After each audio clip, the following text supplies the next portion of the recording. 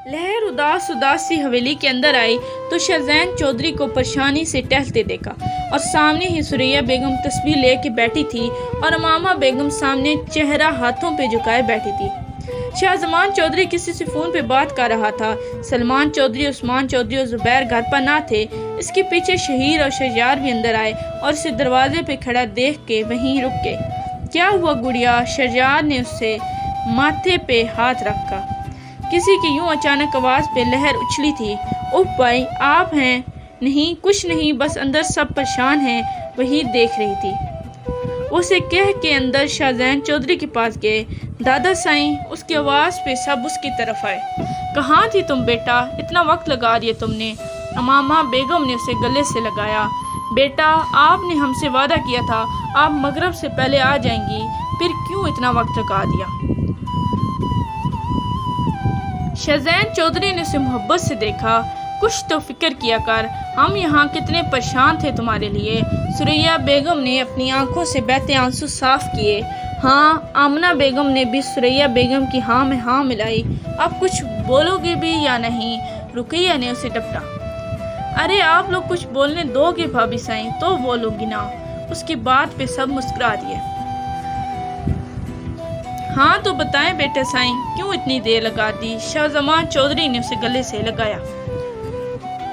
आप यहाँ हैं और हम आपको हर जगह ढूंढ रहे हैं। ज़ुबैर ने अंदर दाखिल हुआ तो उससे वहाँ देख के कहा, हाँ बेटा साईं, हम पूरा गांव ढूंढ के आ गए हैं। सलमान चौधरी ने भी सुकून का सांस किया और उसे यहाँ देख के। बेटा साईं, इतना वक्त क्यों लगा दिया आपने? उस्मान चौधरी ने उसे चुप देखा तो पूछा। इन सब के सवालों पे लहर ने कहका लगाया। 1 घंटा ज़्यादा लगा दिया। आप लोगों ने इतनी टेंशन लेना शुरू कर दी। ऐसे ही आप लोग भी ना, और कुछ बोलने दोगे तो बोलोगी ना। आप लोग भी ना। अच्छा, अब हम सब चुप, अब सिर्फ हमारी पोती साईं बोलेगी। शहज़ैन चौधरी के कहने पे आप ना अपने होठों पे उंगलियां रख दी। वो दादा साईं, बस एक्सीडेंट होते होते बच्चा, इसी वजह से लेट हो गए। क्या एक्सीडेंट? कहीं चोट तो नहीं लगी ना? उसके कहने पे सबने परेशानी से उसे देखा पर कोई बोला नहीं। पर अमामा बेगम उसे कह के जांचने लगी। अरे नहीं अम्मा साईं, ठीक हूँ, बस भूख लगी है मुझे। लहर ने मासूम सा मुंह बनाया। अच्छा बेटा साईं, आप जाओ नहा लो, मैं खाना लगाती हूँ। उसके इस तरह से कहने पे सबके चेहरे पे मुस्कान आई और आमना बेगम ने उसके सर पर हाथ फेर कर उसे कहा और वो उन्हें हाँ करती हुई ऊपर चली गई। लहर नहा के नीचे आई थी तो सब डिनर पे उसका इंतज़ार कर रहे थे। वो भी अपनी चेयर खींच के उस पर बैठ गई और डिनर करने लगी। उसे बैठा देख के एहसान शाह ने सलमान शाह की तरफ देखा, ये इशारा किया और वो उसको बताओ कि अब 1 हफ्ते बाद वो लोग इसे लंदन भेज रहे हैं। लहर बेटा, सलमान शाह ने उसे पुकारा, जिस पर लहर ने सर ऊपर किया। जी ताया साईं। बेटा साईं, हमें आपसे कुछ बात करनी है। जी ताया साईं बोलें, इजाज़त लेने की क्या ज़रूरत है? लहर ने चेहरे पे मुस्कान सजा के कहा। उसकी मुस्कान देख के सलमान शाह का दिल ही ना किया कि उससे कुछ बताए, क्योंकि जानते थे इस खबर से वो रूठ जाएगी। पर इस बार सवाल उसकी पूरी ज़िंदगी की खुशियों का था। अगर वो ऐसा ना करते तो 57 दिन बाद उनकी लहर उस जहन्नम में चली जाती, उस गुनाह की सज़ा करते जो उन्होंने नहीं किया था। नहीं, शाहजमां शाह ने उस कंधे पे हाथ रख कर उसकी हिम्मत बांधी। बेटा देखें, आप मानती हैं ना, हम जो भी फैसला करेंगे वो आपके हक में बेहतर होगा। सलमान शाह ने अपने सवाल पे रुक के उसकी तरफ देखा और लहर ने उनके देखने पे हाँ में गर्दन हिलाई और उसके हाँ कहने पे उन्होंने अपनी बात शुरू की। तो बेटा साईं, इस बार भी हमने जो फैसला किया है वो आपके हक में बेहतर है।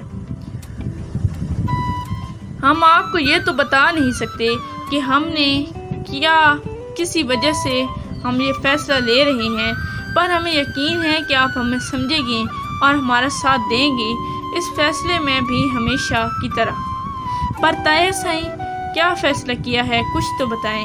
उनके इसी तरह से पहेली बुझाने पर लहर घबरा गई थी।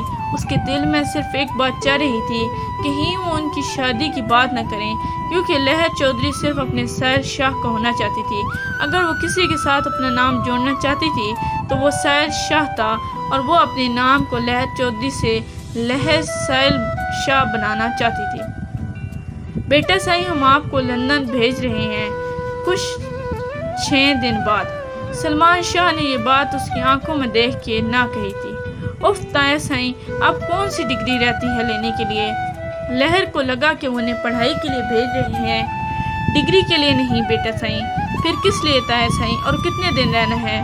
لہر ابھی بھی کھانے میں مگن تھی، کیونکہ اسے اندازہ ہی نہ تھا کہ وہ کیا کہہ رہے ہیں۔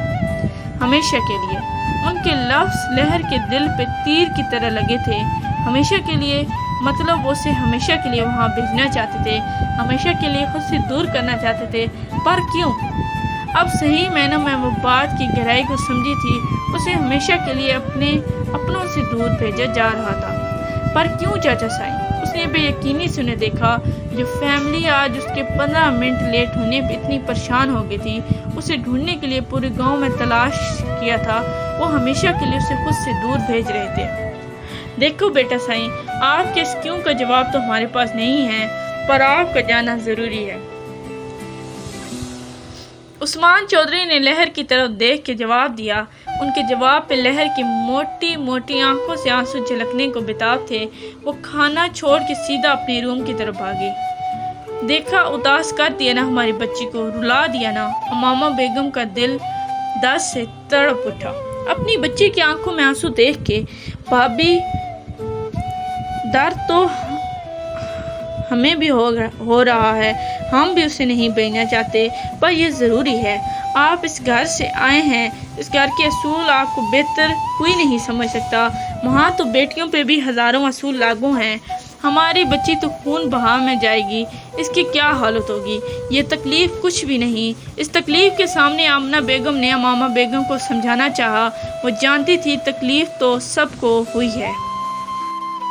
اس کے آنسو دیکھ کے وہ اس گھر کی جان تھی۔ اس کے دور جانے سے سب کے دل کو تکلیف ہوئی تھی، پر امامہ بیگم ماں تھی اور اس کی تکلیف زیادہ تھی۔